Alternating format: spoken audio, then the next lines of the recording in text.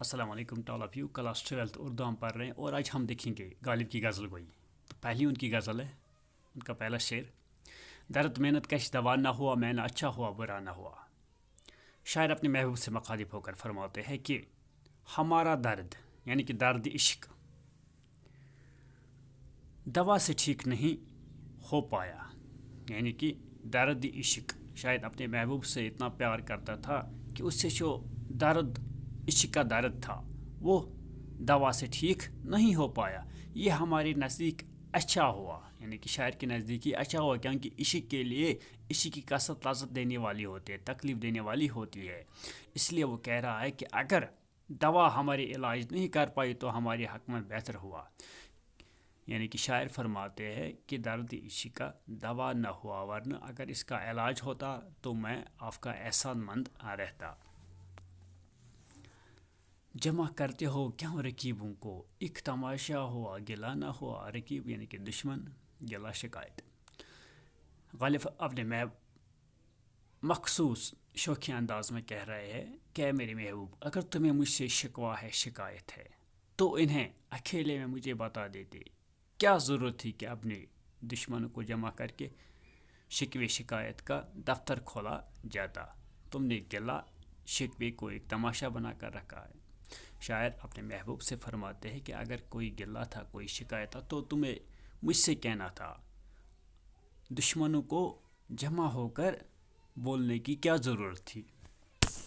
یعنی کہ شاعر فرماتے ہیں کہ کچھ لوگوں کا جمع ہو کر عاشق و معشوق کے جھگڑوں کو نپٹانا اس سے منظور نہیں ہے. شاعر رشک کی وجہ سے نہیں چاہتا کہ لوگ عاشق و معشوق کے گلے شکوے سنے. اس لیے معشوق سے کہتے ہیں کہ ہم یعنی کہ تم گلہ کرنے کے لیے رقیبوں کو یعنی کہ دشمنوں کو کیوں جمع کرتے ہو.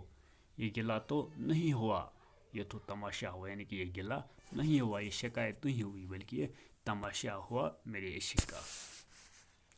ہم کہاں قسمت آزمائے، تو ہی خنجر آزما نہ ہوا. خنجر آزما، خنجر چلانے والا. محبوب سے مخاطب ہو کر شاعر فرماتا ہے کہ جب تم نے ہی قتل کر کے ہماری آرزو قتل پوری نہ کی. یعنی کہ جب تم نے ہی قتل کر کے ہماری آرزو قتل پوری نہ کی تو ہم اپنے مقدمے کو آزمانے کے لیے اور کہاں جائیں، اپنے مقدمے کو اب کس دربار میں لے جائیں.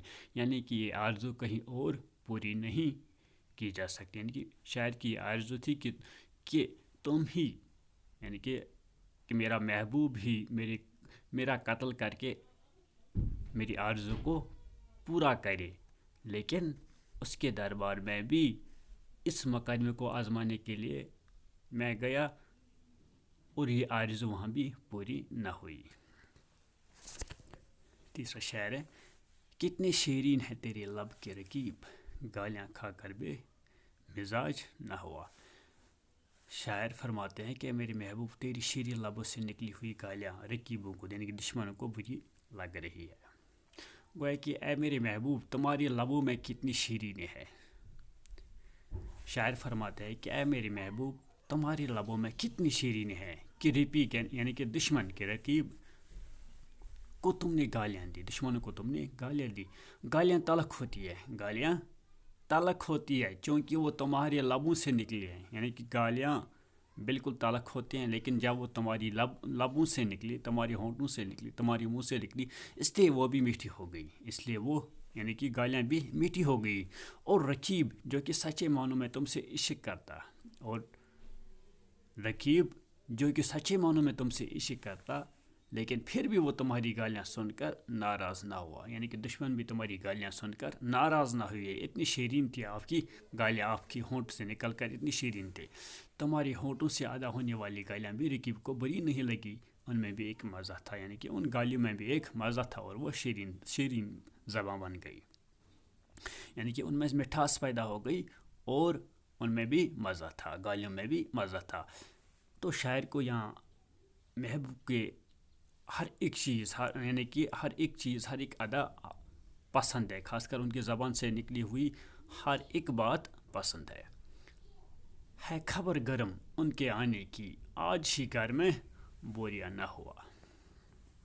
شاعر فرماتے ہیں کہ آج میرے محبوب کے تشریف لانے کی خبر ملی ہے، یعنی کہ آج وہ آ رہا ہے میرا محبوب، لیکن ہماری بے سر و سامانی کا یہ عالم ہے، ہمارے گھر کا یہ حال ہے کہ آج ہمارے گھر میں بوریا بھی نہیں، ہمارے گھر میں کوئی چیز بھی نہیں ہے، نہ بستر ہے نہ اور کوئی چیز ہے، سب کچھ ختم ہو گیا ہے۔ اس پر ان کو بٹھایا جا سکے، ایک طرف ان کے آنے کی خوشی ہے اور دوسری طرف بے سر و سامان کی پریشانی، یعنی کہ شاعر اپنے محبوب سے مخاطب ہو کر فرماتے ہیں کہ آج شاعر اس شعر میں فرماتے ہیں کہ آج میرا محبوب آنے والا تھا، یعنی کہ تشریف لانے والا تھا، مجھ سے ملنے والا تھا، لیکن ہمارے ایک طرف مجھے یہ خوشی ہے، لیکن ہمارے گھر جب میں اپنے گھر کی طرف دیکھتا ہوں تو ساری چیز ختم ہو چکی ہیں گھر میں، تو ایک طرف پریشانی ہے تو دوسری طرف خوشی بھی ہے خبر گرم ان کے آنے کی مشہور، خبر گرم یعنی کہ آج یہ خبر مشہور ہے کہ میرا محبوب آ رہا ہے، آج ہی گھر میں بوریا نہ ہوا، آج ہی ہمارے گھر سے سب چیز ختم ہو گئی ہے، ایک طرف خوشی ہے تو دوسری طرف غم بھی ہے۔ کیا وہ نمرود کی خدائی تھی، بندگی میں برا بلا نہ ہوا۔ شاعر فرماتے ہیں غالب یہاں یعنی کہ غالب فرماتے ہیں کہ خدا جس کی میں نے عبادت کی، یعنی کہ اے میری رب جس کی میں نے عبادت کی، کیا وہ نمرود تھا، اور کیا اس کی خدائی نمرود کی خدائی تھی کہ میرا بلا نہ ہوا، یعنی بندگی کے باوجود میرا کچھ بلا نہ ہوا، میں آپ کی بندگی کرتا رہا اور میں کچھ بلا نہ پا سکا، حالانکہ خدا تو بندگی قبول کر کے انسان کی دعا سن لیتا ہے، اللہ تعالیٰ بندگی قبول کر کے انسان کی دعا سن لیتا، تو کیا نعوذ باللہ وہ خدا نہ تھا بلکہ نمرود خدا بن بیٹھا تھا، اس لیے میرا کچھ بلا نہ ہو سکے، یعنی کہ میں نے آپ سے بہت آرزویں کی، بہت دعائیں مانگی تھی آپ کے حضور کے ہاں، یعنی کہ میں نے بہت سی دعائیں مانگی تھی لیکن ان کا بلا نہ ہوا، کچھ بھی بلا نہ ہوا۔ اس شعر میں نمرود کے حوالے سے تلمی کا استعمال کیا گیا، یعنی کہ میں نے بہت سی دعائیں مانگی ہے، ان دعاؤں کے بدلے میں مجھے کچھ بلا نہ ہوا، بندگی میں برا، نعوذ باللہ آپ کہیں نمرود تو نہیں ہے، میرا کچھ بلا نہ ہوا، جان دی ہوئی اس کی تھی، حق تو یہ ہے کہ حق ادا نہ ہوا۔ خدائی بزرگ و برتر نے ہمیں پیدا کیا، یعنی کہ اللہ تعالیٰ نے ہمیں پیدا کیا، ہم نے اپنی تمام زندگی اس کے لیے وقف کر دی، اللہ نے ہمیں پیدا کیا اور اپنی زندگی ہم نے وقف کر دی، اسی کی راہ میں نشاور کر دی، لیکن اس کے باوجود نہیں سمجھتے کہ ہم حق بندگی ادا کر سکے، حق ادا نہ ہوا، استعمال یعنی کہ اللہ تعالیٰ نے ہمیں زندگی دی، اسی کی راہ میں ہم نے اسے قربان کر دیا، لیکن پھر بھی جان اسی کی دی ہوئی تھی، ہم حق ادا نہ کر پائے۔ فرماتے ہیں کہ اگر ہم نے رائے حق میں جان دی تو کون سا کمال کیا، یعنی کہ اگر ہم نے رائے حق میں جان دی تو کون سا کمال کیا، جان تو خدا کی دی ہوئی تھی، ہمارے پاس تو فقط ایک امانت تھی، ہم نے واپس کر دی، جو امانت تھی جان کی وہ تو ہم نے واپس کر دی، امانت کے واپس کرنے میں احسان یا قربانی والی کون سی بات ہے، اس لیے سچ بات تو یہ ہے کہ ہم حق ادا نہیں کر سکے، گویا جان دینا کوئی بڑی بات نہیں بلکہ انسانوں پر اور بہت سے فرض ہے جن کا ادا کرنا واجب ہے۔ تو اس کے بعد اور ایک شعر ہے، زخم گر تب گیا لہو نہ تھما، کام گر رک گیا روانہ ہوا۔ ہمارا زخم جب باندھ دیا گیا، ہمارا زخم یعنی کہ شاعر فرماتا ہے کہ جب میں خون میں لت پت تھا تو جب ہمارا زخم باندھ دیا گیا تو پھر بھی لہو جاری رہا، یعنی کہ پھر بھی خون جاری تھا، حالانکہ زخم کو دبا دینے سے لہو تھم جاتا، یعنی کہ لہو تھم جانا چاہیے تھا، اس کے برخلاف اگر ہمارا کام رک گیا تو پھر رکا ہی رہا، چل نہ سکا، حالانکہ ہونا تو یہ چاہیے تھا کہ جس طرح کام رک جانے پر روا نہیں ہوتا اسی طرح زخم جانے سے لہو بھی روا نہ ہوتا۔ شاعر یہ ظاہر کرنا چاہتے ہیں کہ جو بات میرے حق میں فائدہ مند تھی وہ ہمیشہ الٹی پیش آئی ہے، اپنی بدنصیبی اور بدبختی کا اظہار نہایت عمدہ ڈھنگ سے کیا ہے۔ کچھ تو پڑھے کہ لوگ کہتے ہیں آج غالب غزل سرانہ ہوا، یعنی کہ غزل سرا، غزل کو محفل میں پیش کرنا، غزل گانا۔ یہاں غالب شاعرانہ تعلی کرتے ہوئے کہتے ہیں کہ غالب کی غزل سرائی کی تعریف لوگ مرنے کے بعد بھی کریں گے، یعنی کہ غالب کی غزل گوئی کی تعریف لوگ مرنے کے بعد بھی کریں گے۔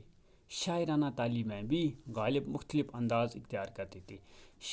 شاعرانہ تعلیم یعنی کہ غزل محفل میں گانے کی بھی اس کا ایک الگ انداز تھا، اس کی بھی لوگ تعریف کریں گے۔ یعنی کہ شاعر اپنے آپ سے مخاطب ہو کر فرماتے ہیں کہ آپ کی خاموشی کو اچھی نہیں، یعنی کہ آپ کی خاموشی لوگوں کو اچھی نہیں لگی۔ وہ کہہ رہے ہیں کہ غالب نے آج غزل نہیں پڑھی، اس لیے خاموشی کو توڑ کر غزل سرائی ہو جائے تاکہ لوگ محفوظ ہو جائیں۔ اس لیے خاموشی کو توڑ کر لوگوں کے سامنے غزل گائی جائے تاکہ لوگ محفوظ ہو جائیں۔